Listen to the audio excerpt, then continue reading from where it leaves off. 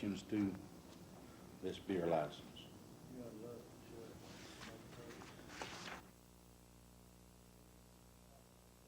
Approximately $30 million a year will be removed from the coffers of county governments. And whereas the loss of these revenues will result in an increase in local taxes or a serious curtailment in the level of services to be provided by county government to the citizens of Alabama, $3,500 from special social.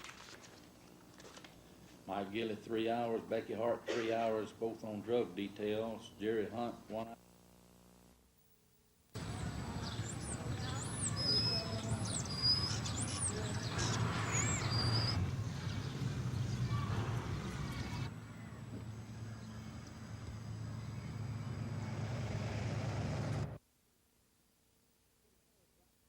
This whole black community feel that this was an office that we won, and they're taking it from us, and we don't like it. Well, I feel that the commission picked a white person for that position because the commission is white. We have apartheid existing right here in Dallas County. We have no representation whatsoever in county government in Dallas County. We are very united on this issue. We all personally feel insulted, and we will take action that will exemplify the level of our insult. And I think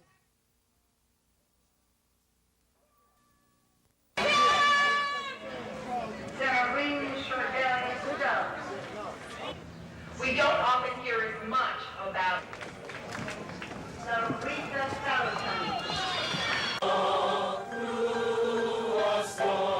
skills that psychologists and educators are wont to measure, different kinds of methods and analytical techniques.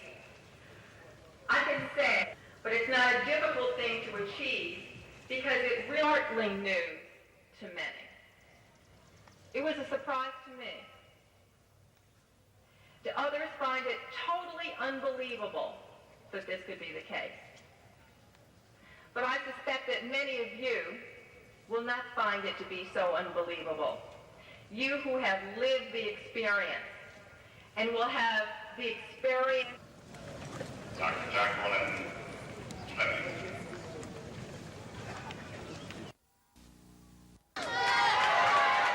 Thousands of Tuskegee Institute students have walked this path to take hold of their diploma and their future. In the years that followed, many have become successful, including singer-songwriter Lionel Richie, who was raised in Tuskegee. This weekend, he came home to take part in the commencement ceremony. In fact, he was awarded an honorary degree. He was made a doctor of music.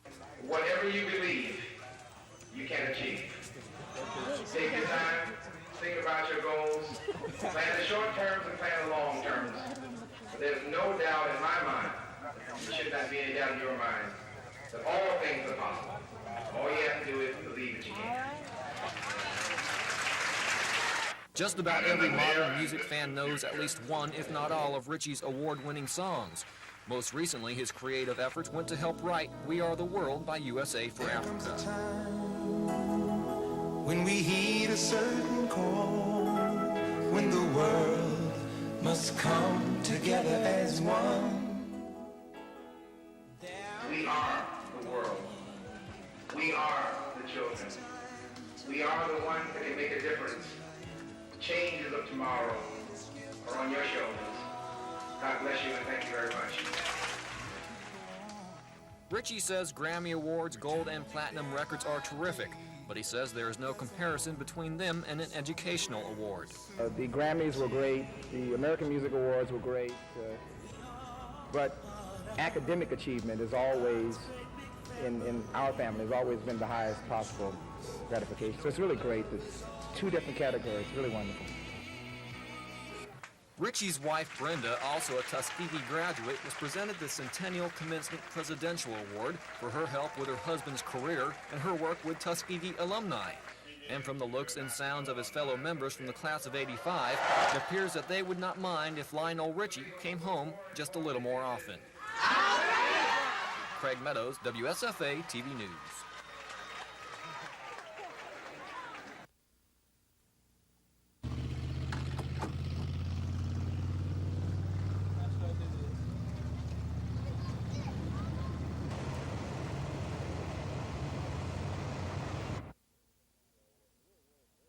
So we're worried really about adequate supplies of unleaded fuel at reasonable costs. We think there's going to be some impact because it's going to take major investments to be able to meet the supplies of the consumers.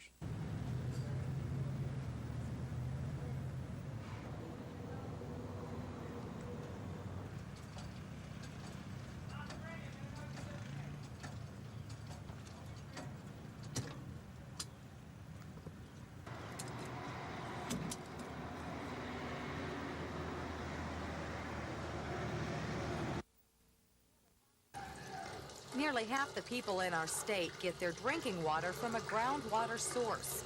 But as our dependency upon this water increases, state environmental officials say so does the amount of groundwater contamination. Since some of that contamination comes from leaking underground storage tanks, the Environmental Protection Agency has cracked down on the types of tanks business and industry can use. Businesses like service stations, which store petroleum products underground, will be affected by the new federal regulations.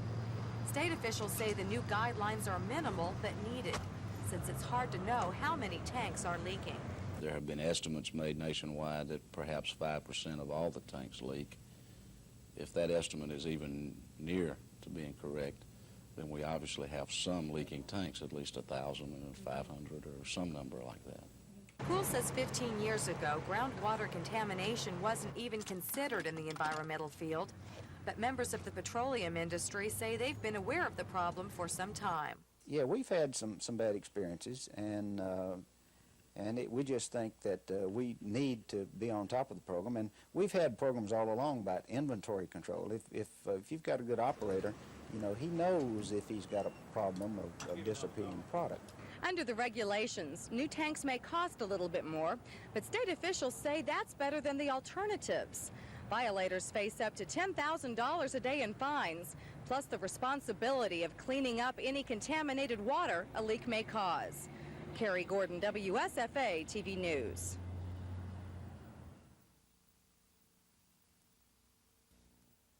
It's not going to hurt, it's not going to harm you. You wouldn't do that to them because of love. But I'll tell you what. I want to hear something from you. I want to know what you think. You commit a crime, when you get busted for drugs, you get treated just like everybody else. I've got 30 years. I was in high school once. Off 10 years, I've got to just take whatever comes to me. If the guy next to me wants to kill me, wants to be a part of anything like that.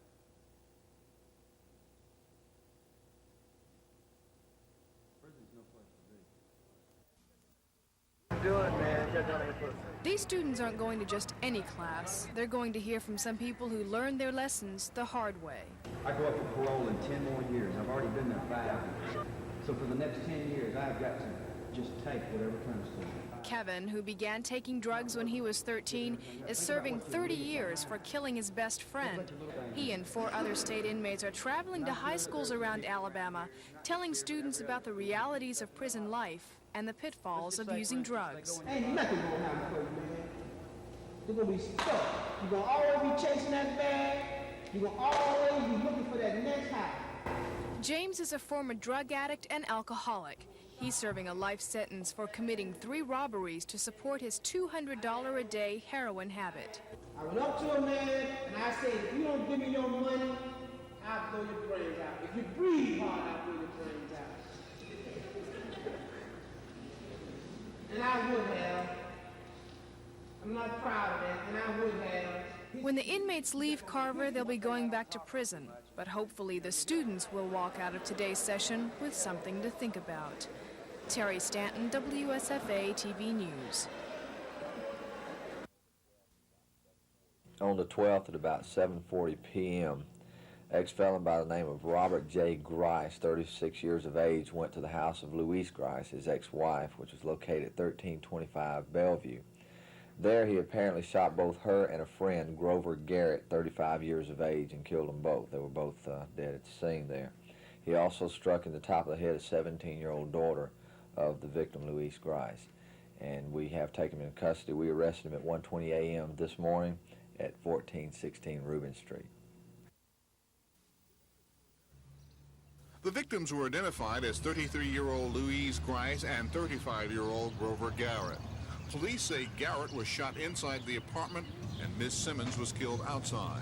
35-year-old Robert Grice is the suspect charged with the killings. Police say they have the weapon, a 16-gauge sawed-off shotgun, and they believe they know the motive for the shootings. Apparently, the double homicide resulted in a domestic disturbance. The ex-felon that has been charged with the murder is the divorced husband of one of the victims, Louise Grice, and he apparently went to her house and broke in the back door and killed both people inside. Police officials say the double murder brings to 8 the number of homicides committed in Montgomery since the 1st of January. This is Norman Lumpkin, WSFA TV News reporting.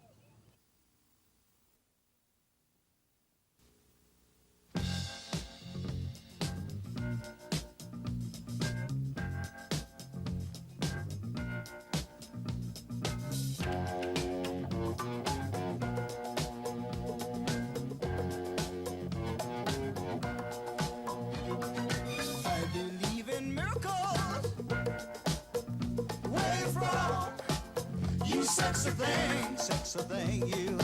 I believe in miracles. Since you came along, you sexy thing.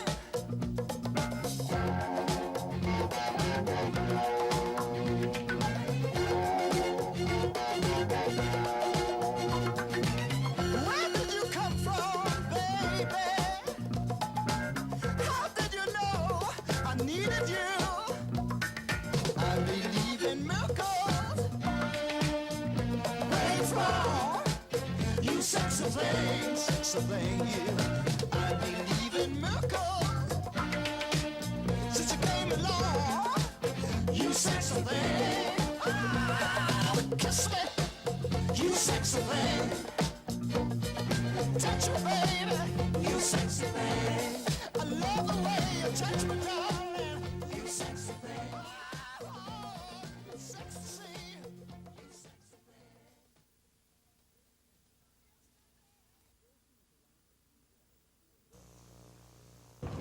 Dothan was the last of 3 stops for the governor. He says he made today's tour because of misleading ads being run by opponents of Amendment 1. The governor says if approved, the trust fund of oil lease revenues from Alabama's Gulf Coast will be a legacy for the state's future. I have never been more sincere about something that's needed for this state than I have been in my entire career. In fact, it's more important my being governor now or any other time that this amendment pass. But most city and county government leaders across the state say a second trust fund is needed to help offset federal revenue sharing cutbacks. Today, the Houston County Commission urged citizens to vote no. The loss of these revenues will result in an increase in local taxes or a serious curtailment in the level of services to be provided by county government. But the governor says states have been hit even harder by federal cutbacks. He says passage of the amendment will prevent major tax increases in the future. Cal Calloway, WSFA TV News, Dothan.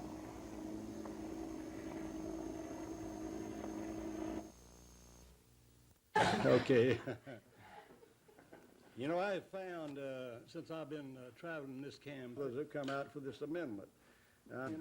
Nobody can, not a single one of you sitting here, the citizen count is a lot of the money, so you want us to vote no. Any questions? It says if you vote yes, you turn all the money over to the legislature to spend, but if you vote no, committee. Committee's Montgomery address is the same as that of the association. Not advertising than I've ever seen in a campaign before. We had one station today that told us that they refused to take an ad from those who oppose my amendment, the legislature's amendment, on tomorrow, because it was patently false. A pickoff attempt by Wallace catcher Dick Reese made the score 6-1. Bottom of the 6th inning, the runner scores from second, and Wallace had notched their 6th error of the day. Still in the 6th inning, Gadsden's Shun Adams grounds one between first and second. Another runner reaches home, and it's a 7-1 ball game. Another Wallace throwing error gave Gadsden State their 9th and final run. The throw from short to first bounced off the fence. In all, Coach Sammy Frichter's team had 7 errors today. Gadsden State waits for the junior college regional set for next weekend at Patterson Field.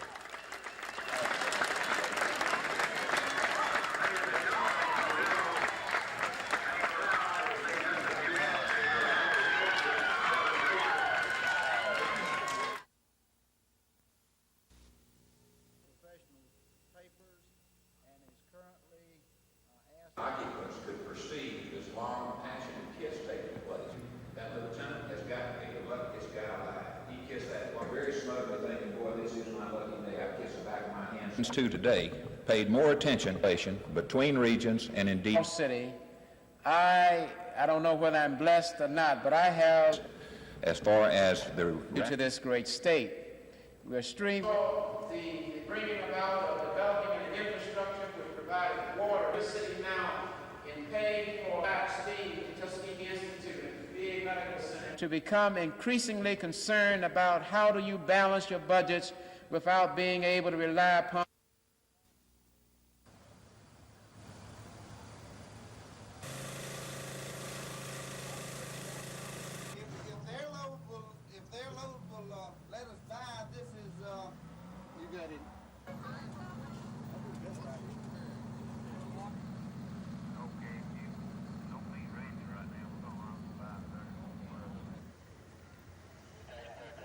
over here?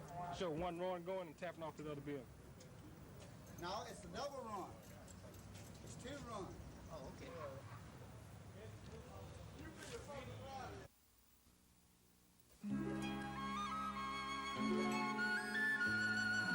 It's as if the statues of ancient Greece have suddenly come to life.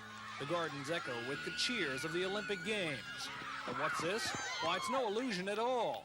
This is Montgomery Academy's annual recreation of the ancient games of Greece.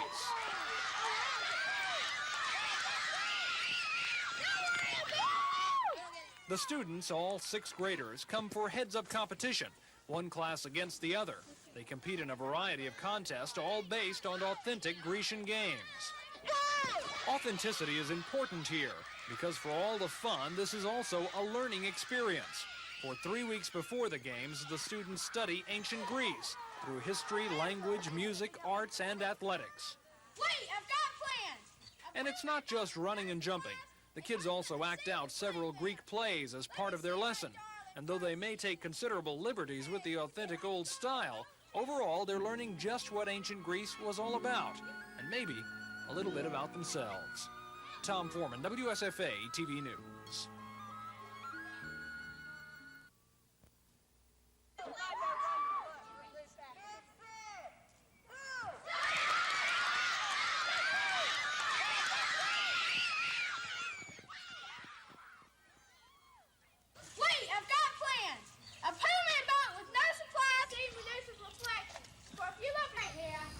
From now on, you're going to say everyone's last word.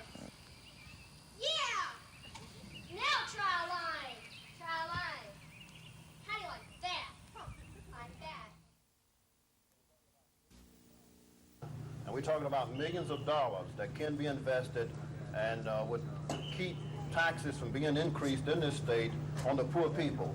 After having reviewed these amendments, it's our firm position that the best position that the people of this state can take is in support of this particular amendment.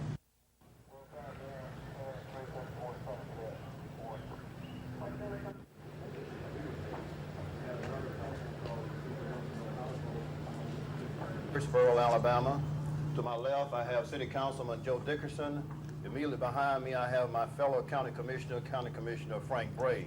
We're expecting Senator Charles Langford, who's also to be a part of this press conference. So that you may think, of course, is that correct, Mr. Hughes? See this man over here with the black hair? We would like to ask all of those Joreen, you need to be up here too. I do.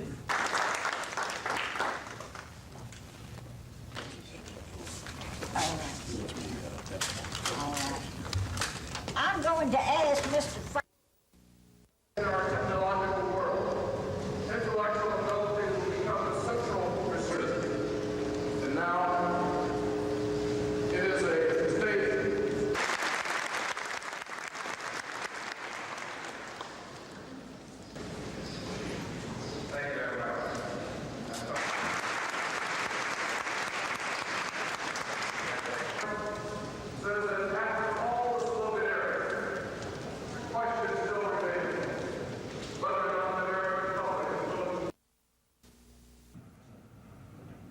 you try to tell those other commanders what I said today. Concerned about how they're going to get it in. All the felony crimes are broken down on that basis. 85% black on black, and when you add the black on the white, it turns out closer to 95%. A certain population, not the 40%, but only a few of that 40%, are doing 95% of the crime. We're trying to do something about it. Real airplane, the L-15 parked downtown. I don't know for itself, it's a real fine thread that's woven through this city that I think that makes it the city in the flouncing around, both of them drowned. So that left Willie just a real victim. This whole city is a victim in these senseless crimes. We'll name a starting quarterback probably after the last scrimmage we have before the opening game, but I'm not sure that we'll have a clear-cut decision by then. Pat Washington's uncertain status for the fall is attributable to several factors. Though talented, Pat was prone to injury. A groin problem nagged him most of last season. By his own admission, he feels he must take practically every snap during game week to be ready to play effectively on Saturday. Another factor is the competitive situation at quarterback this year. Jeff Berger, a redshirt sophomore, will be entering his third season at Auburn. He's had a good spring, ran with the first offense most of the spring as Washington continued bothered by injury. And then there's Bobby Walden. The spring proved he can play despite a badly damaged knee that took a year to rehabilitate. So far, Walden has displayed all the qualities of a quarterback, the things coaches like to call intangibles, and he has all the physical skills. He was clearly the most impressive of the three in the A-Day game, directing 2 scoring drives, showing good field generalship. I felt confident all through the spring for some reason, I don't know, but I've just felt loose. They've added no pressure to me at all. And I think as long as I can stay loose and, keep up, I'll be all right. I don't know if I'll be starting or if I'll be second or where I'll be, but, I want to contribute next year and play more than I did last year. I've been here for 3 years and running the wishbone most of the time, and I really had got comfortable running the wishbone. I made the adjustment for the wishbone. And now making the adjustment from the wishbone to the eye, it's not as difficult as it may seem. We're using the same basic philosophies and everything, but just the pass routes, learning the receiver's route and just learning formation is probably the hardest thing right now, but it's pretty much open. I think it'll be competitive until the first game this year. Pat Washington is a tough competitor. If he is healthy, he won't give up the job easily this fall. Watching films from the spring, trying to get better, trying to see what we're going to use from this spring for next fall. It's not volleyball, and it's not racquetball. Instead, it's a combination of the two. Volleyball played on a racquetball court. They call it Wallyball, and it's played here at the Montgomery Athletic Club. Wallyball is a relatively new sport. It was started about 5 years ago by a guy who was curious what it would be like to combine the two sports. What he got was a fast, competitive, hybrid sport whose popularity has seen a steady growth over the past few years. The rules of Wallyball are basically the same as those of volleyball, except the walls of the racquetball court add another dimension. The walls add a lot to volleyball. It's, of course, utilizing a bigger ball, and the action of the wall with the ball adds a lot, similar but not quite as fast as racquetball. I guess the racquetball idea comes in because the ball can hit off the wall, and it adds a lot of dimension to the game, which also makes it very challenging. The fun thing about it is that anybody can do it almost. A lot of these people that are playing have never played volleyball before, so they don't have to be really expertise at this to get out there and enjoy and have a good time. Rest assured, volleyball isn't going to challenge the popularity of such great American sports as baseball, basketball, or football. At least, not anytime soon. But it's just another example of how inventive our American society is, both at work and at play.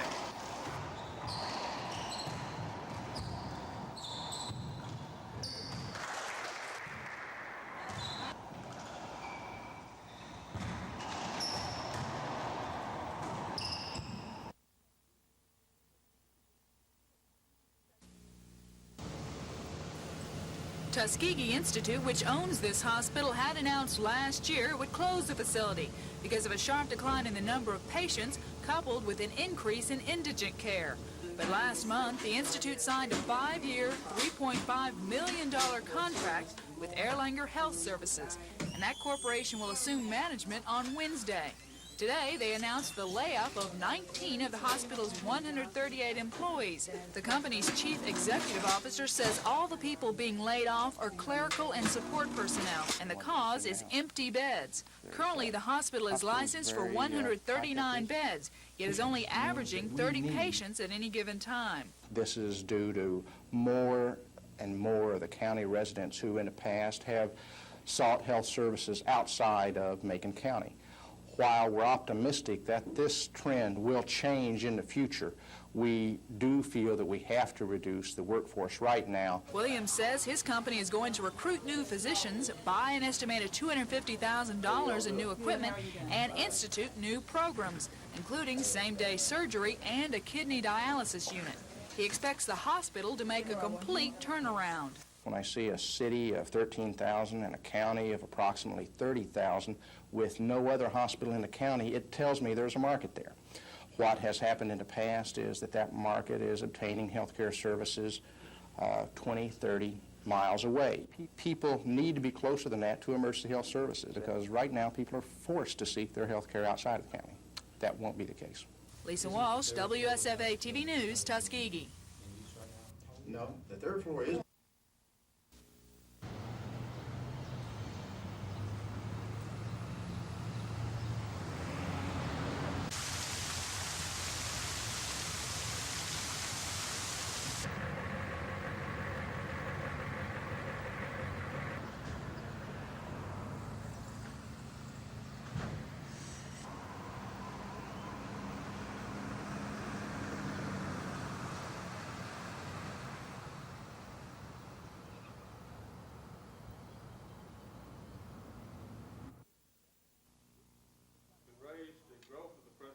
These two Houston County lawmakers are supporting the governor on Amendment 1. Senator Chip Bailey says it would keep Alabamians from facing higher taxes in the future.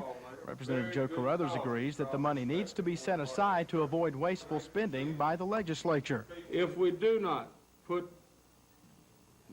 revenues of this type into permanent invested trust, then the money is going to be piddled away. However, county commissioners are opposing the amendment because they say it would mean additional taxes on county residents. The assistant director for county commission says their backs are to the wall. They don't have anywhere else to look for revenues. I think your commissioners in this town have told you that they're facing one of two things, either raising taxes or cutting services. One thing the local legislative delegation fears is a low voter turnout. They say that will certainly kill the amendment. Scott Adcock, WSFA TV News, Dothan.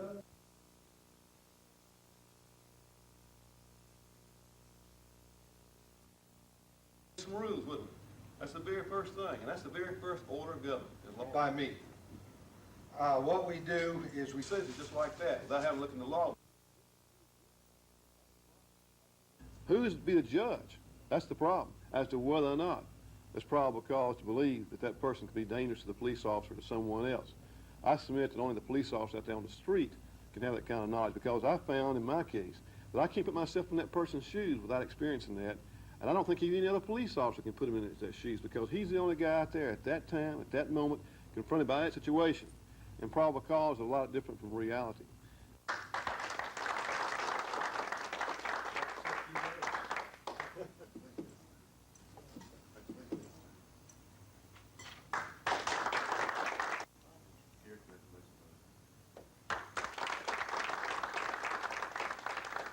Ladies and gentlemen, these are your awardees for 1985. These are officers.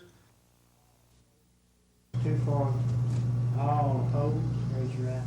Two against. Well, and you're going straight down to the top. That's one I voted. Made a request of the Montgomery County Commission, and I believe all of the commissioners have received from us services. Thing, and I noticed this has is a centerfold, that has the local Renderings for the new buildings that they bring that into the. And supposedly he was committed, but yet he wasn't committed enough that he let it go past the deadline. He wasn't pushing his people. Well, And he said he was committed to 10% of that. Well, now I agree.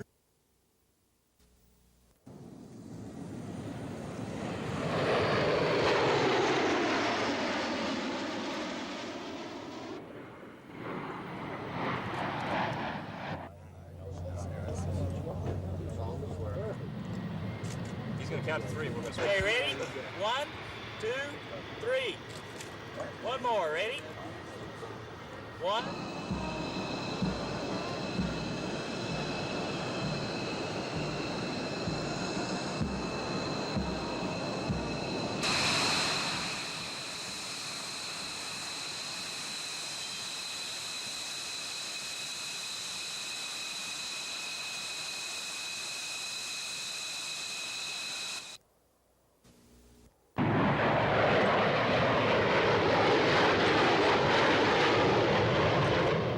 The Thunderbirds are here to help celebrate Armed Forces Day tomorrow.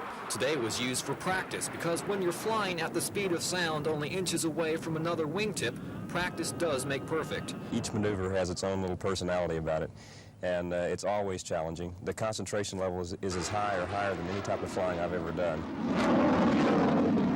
After their preview flight this morning, the pilots greeted 3 of their newest fans, Alabama's United Way poster twins Jeremiah and Bernard Boswell, and the state's March of Dimes poster child Scott Cunningham. Kicking off tomorrow's air show at 1 p.m. at Maxwell will be the Army's champion parachute team, the Golden Knights. They will make their grand entrance from about 2,000 feet. We did what we call a mass exit, and that's where all 10 of us leave together, and one of us was our team leader was a photographer.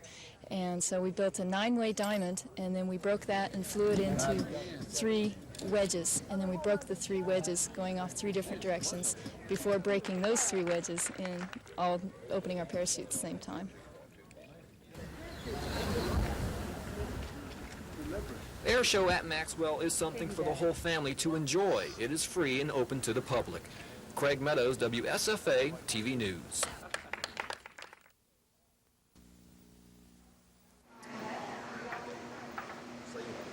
All right, good to see you.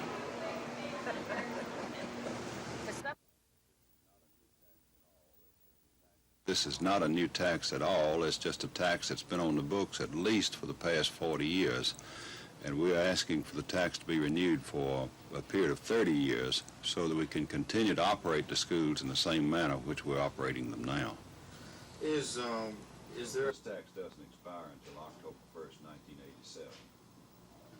So we're renewing it a year in advance so that in October 1986 these taxes can be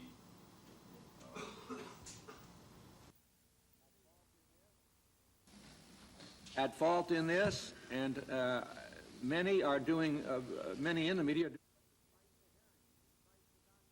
But despite the hearings, despite the documents, despite first-hand testimony, cynics in the media and elsewhere deny the existence of this connection. The same thing is true with the terrorism subject in general because it doesn't go along with their agenda or their visualization of the issues. Senator Denton, I hope you'll fix that.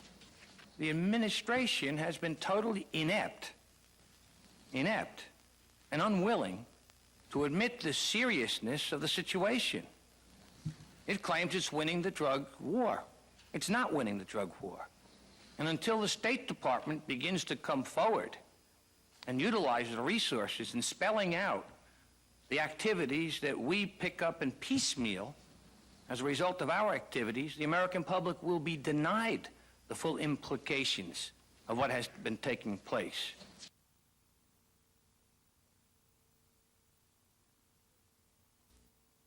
Okay, what do you think this is? Leg. That's close. This is the leg. What do you think? Where's your heart? You have a pic. But when they can, there's a special bed. The cast is also real heavy. If you have a cast on your arm, the nurse will ask you what do you think?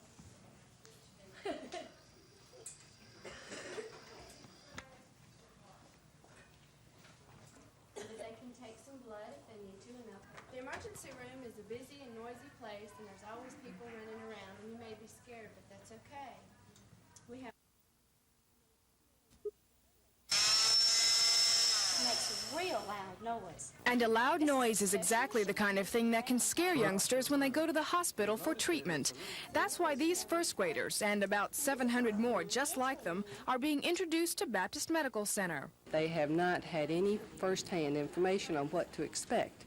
And we feel that if we bring them in and show them a little bit about what they will experience while they're here, then they won't be quite so frightened if they are patient. The nurse will come into the room and she'll have a special cap and a special gown for Christine to wear. The children get to see most aspects of the hospital through make-believe setups manned by nursing students from AUM. They're taken from admitting to X-ray and to that final step. It's all designed to take their fear out of a hospital stay. And if it doesn't take it out completely, well, at least the kids have fun. Terry Stanton, WSFA TV News.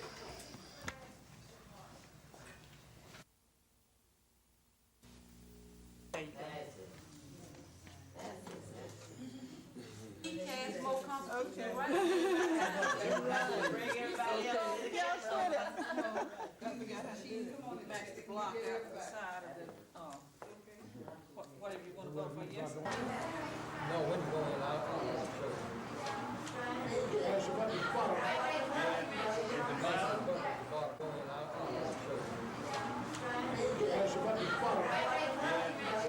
And no matter what the turnout, you think that it will be okay? I think it will win, yes, because it's just so important. I just feel people realize how important it is, and they're going to vote yes.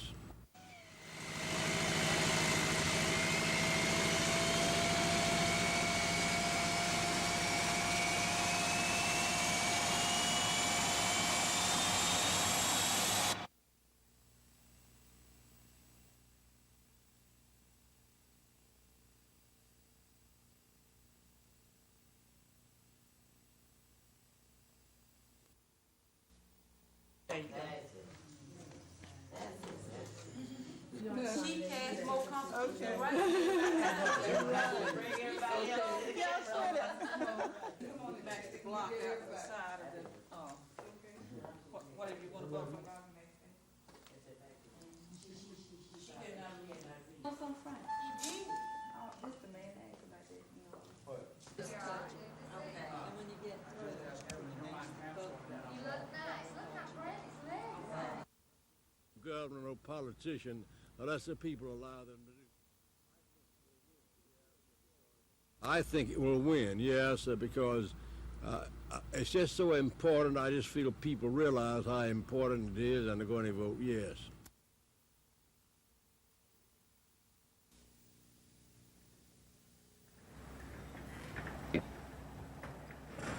Before we go to the Lord and pray, I'd like to read I certainly hope I can live up to the expectations of our Air Force leadership in that regard. You, as well as the Air Force, do expect to be confirmed, don't you?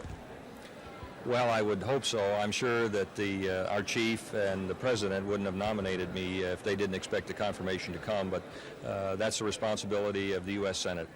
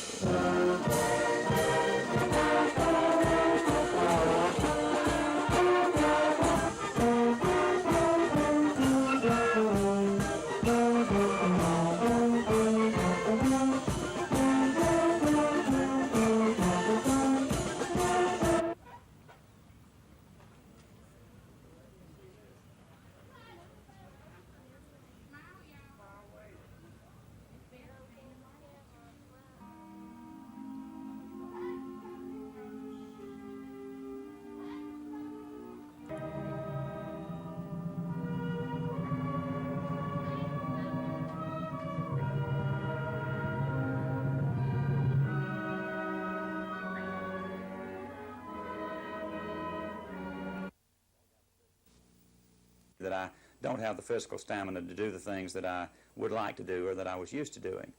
Of course, there's a very restricted diet. There's the regimen of getting on a kidney machine, being hooked up to a kidney machine 3 times a week for 4 hours. So there's a lot of the time during my life that's taken up doing this when I might be productive doing other things. McKay's been waiting for his kidney 10 years. He's been in and out of hospitals, has had more than 100 blood transfusions, but so far a kidney that's a good match hasn't been found. McKay says there just aren't enough organs being donated, and that's why he spends a good deal of his time teaching the public about organ donation and how to become a donor. It's simple to become an organ donor. You just get a card, fill it out, have 2 witnesses sign it, and then carry it with you wherever you go. The thing to remember is that you need to discuss your decision with your family. By all means, discuss it with their family. Let their family know that their decision is that I want to be an organ donor should that occasion ever arise. And that makes it so much easier for the family. McKay says a transplant isn't a cure, but a treatment, one that allows most recipients to lead a normal life. Gina Gregory, WSFA TV News.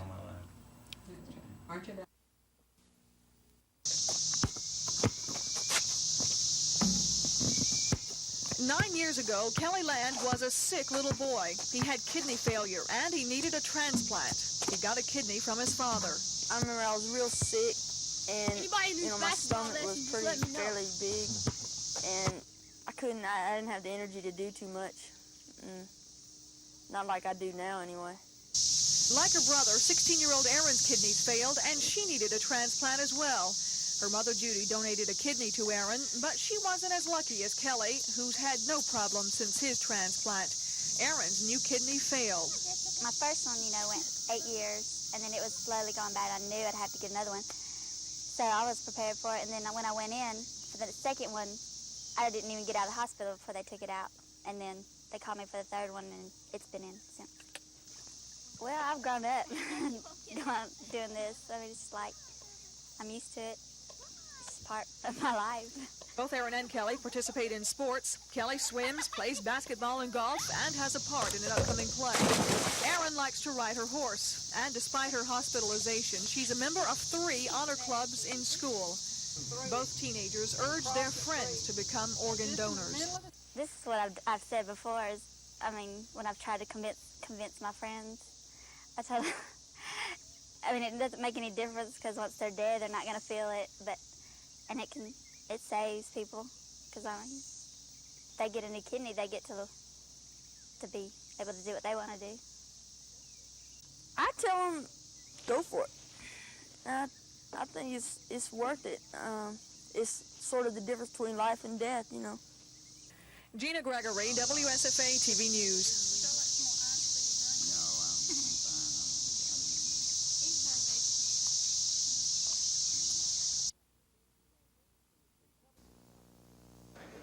In Covington County, citizens are voting to renew a 40-year-old ad valorem tax.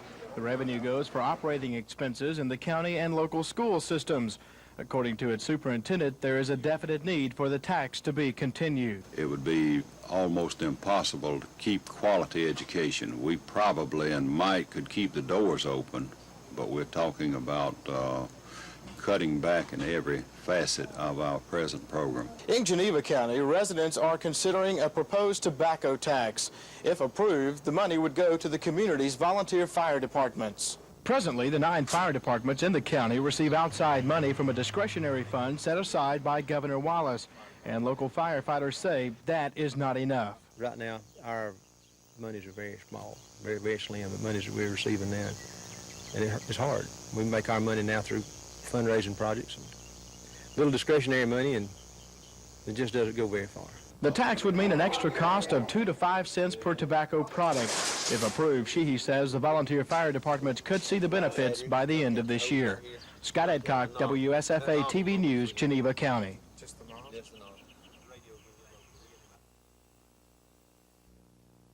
In there to sign that, and we can make copies of those if we don't have applications for 40. The people that keep this nation a free nation. Do I get to make a speech? Just give it to you. Start over here. It's going to be indebtedness to the city. And that's good.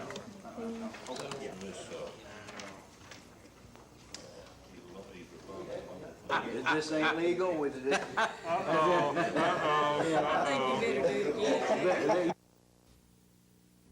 I hope from the beginning we were more interested in the job than how the public perceived the job. And that's probably bad politics in some people's minds. But I found out that I didn't look at it like the average political hack looks at it.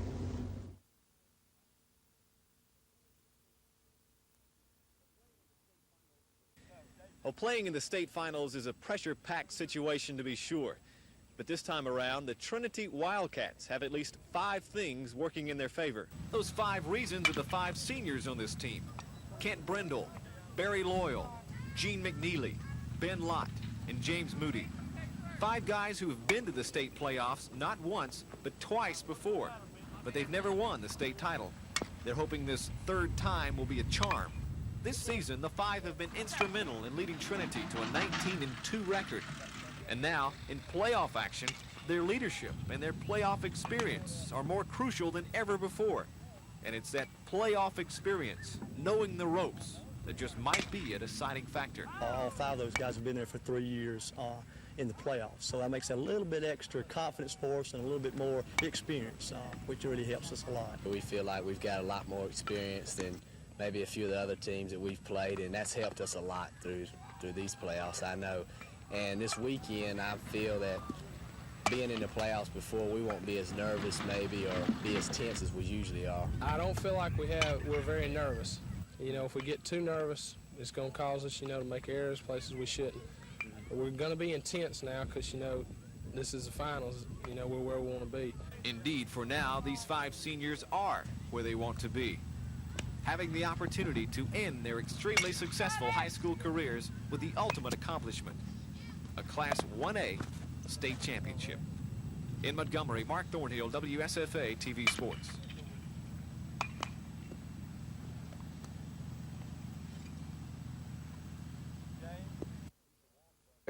Right now, Lisa Walsh of our staff is standing by live in Auburn with more on what the Senate decided this afternoon. Lisa?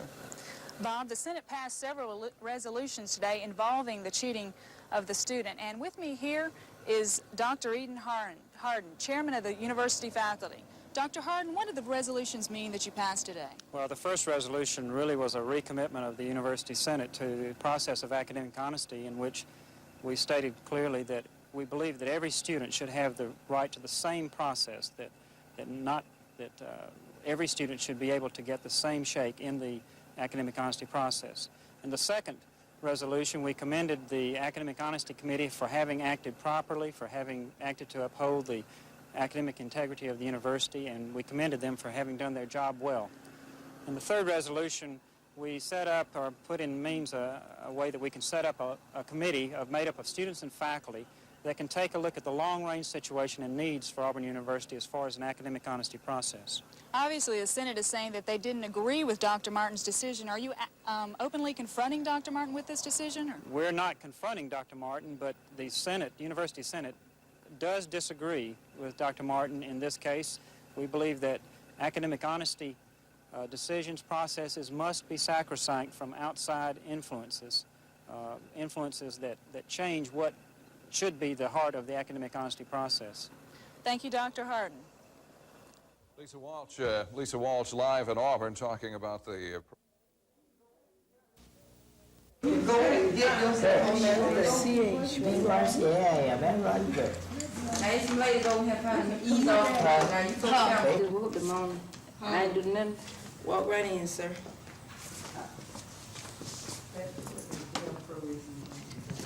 Under here. Okay. Where to? Either table. Yeah, we real busy, so please. Yeah, either table. You have your choice today. I think her name is on. Huh? That's it. Come on. It's ready. It's ready. And we'll just, I forgot how she is. Come on, back to the block out the side of the, whatever you want to go for, yes or no? What to tell you? Okay.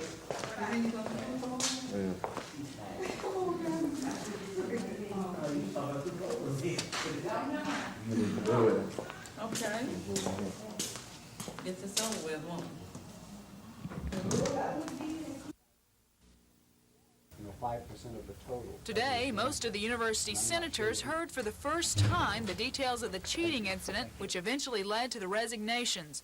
The unnamed student had exhausted his appeals and was to receive an F in the course and be suspended from Auburn for 3 quarters when President Martin reversed his earlier decision and readmitted the student after only 1 quarter of suspension.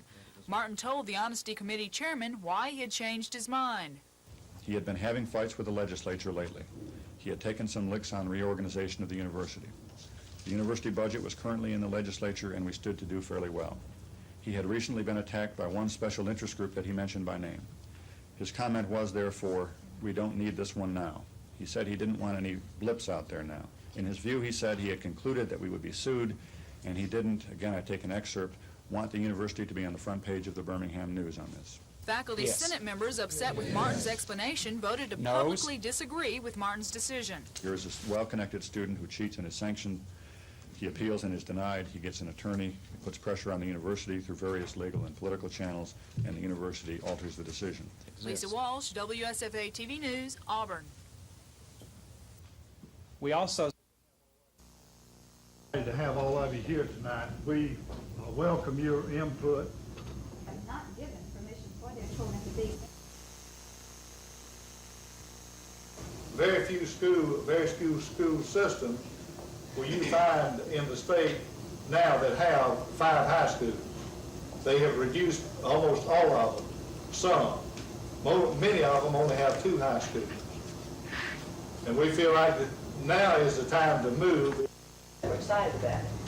That was excellent PR, and I think the physical education program, the elementary. For scoliosis. First thing we had to do was learn to pronounce the word be referred to physicians, and we did. We found several. Scoliosis is a curvature of the spine that can lead to crippling deformity.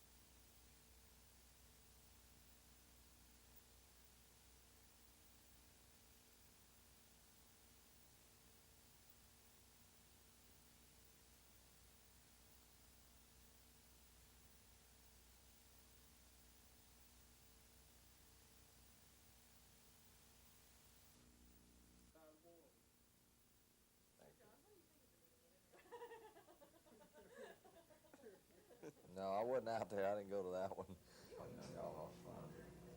We knew who the suspect was, but we had no idea he was here. We had looked for him for a time after that. I was in on the initial call of the rape back in 1981. I was the one that responded to the call, and we knew who the suspect was. We had no idea that he was an escapee, and we had no idea that he had a past history of murder and assault. We just knew a name, and of course now it turns up that he was escaped at the time he committed the rape. Well, what kind of sentence do you think he can move forward to?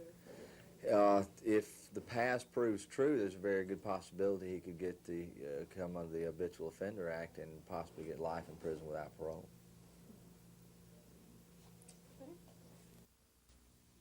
I'd like to say It took Judge Phelps less than 5 minutes to sentence the 45-year-old convicted drug trafficker to a quarter of a century in prison.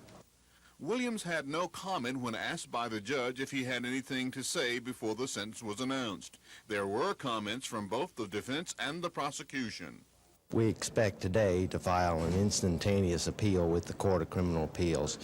I think the sentence he received today is one of the fairest sentences we've seen, not only for Mr. Williams and what he's done in the past, but also for all the other drug dealers out there, his underlings who got the dope from him. Prosecutors say the reason Judge Joseph Phelps denied Sambo Williams a bond in this case is because any sentence over 20 years requires that no bond be set. This is Norman Lumpkin, WSFA TV News reporting.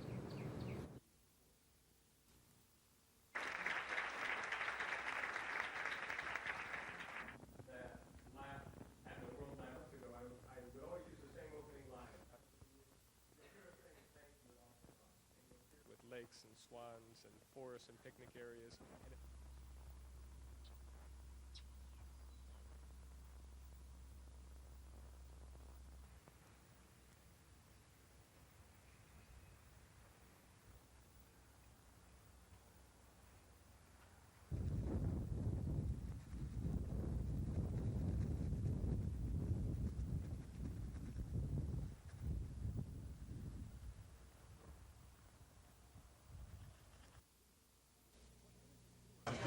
What many consumers perceive as the death of happy hour, the ABC board regards as its birth.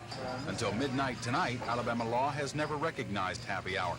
ABC officials say bar and lounge owners can now legally celebrate a happy hour period. The new regulations allow the sale of alcoholic drinks at reduced prices from 10 a.m. until 9 p.m., but prohibit multiple drinks and all-you-can-drink specials for a set price and reduced price drinks for any one group. ABC Administrator Henry Gray says the new laws won't hurt lounge business and lives will be saved. Bar owners agree.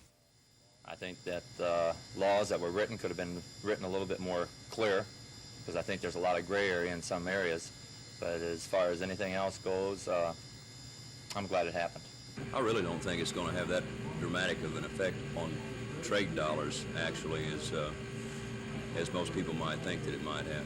I think the people that come for happy hour are going to come either way. It really makes no difference to us or the customer, I don't think. ABC officials say their agents will keep a watchful eye on happy hour celebrations after tonight to make sure all establishments are obeying the law. Dean Argo, WSFA TV News. It didn't take long for the commission to approve the construction contract, which was awarded to a local firm, WK Upchurch, for $5,060,000. But since the commission doesn't have enough money to pay for the entire project, it unanimously agreed to delete one of 3 retail sheds at the facility. That elimination dropped the construction fee to a more affordable cost, $4,661,000. All that's left now is the paperwork and a date for the groundbreaking ceremony. Construction is expected to begin within the next 30 days, and it should take about a year to complete.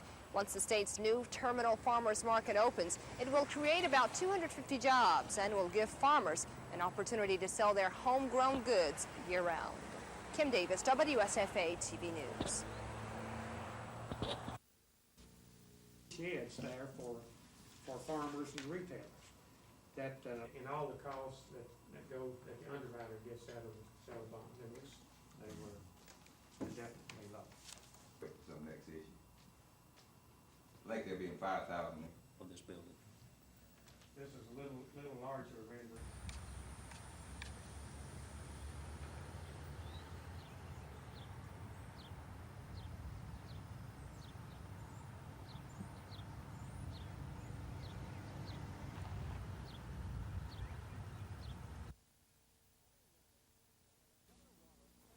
Governor Wallace thanked Alabama voters for giving the okay to his plan to start an oil money trust fund. He says interest from the fund will help pay for state government. Of course, now the interest comes about $35 million. But as time goes by and we sell out the leases, we're going to have a lot more interest.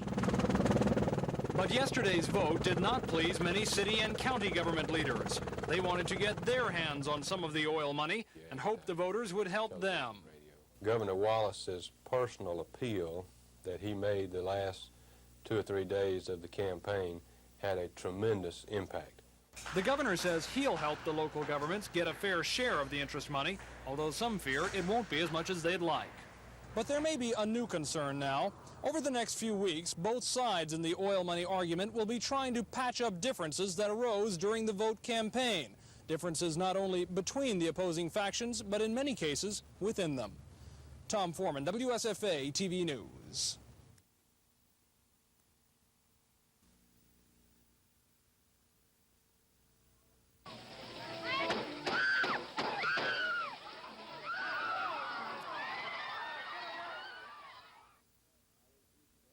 I just wish it hadn't happened, and I'm sorry it did happen. But I don't have any ill feeling against the man who shot me. I never think about it. I didn't think about it today until I got a call from my doctor this morning that always called me on the 15th of May. But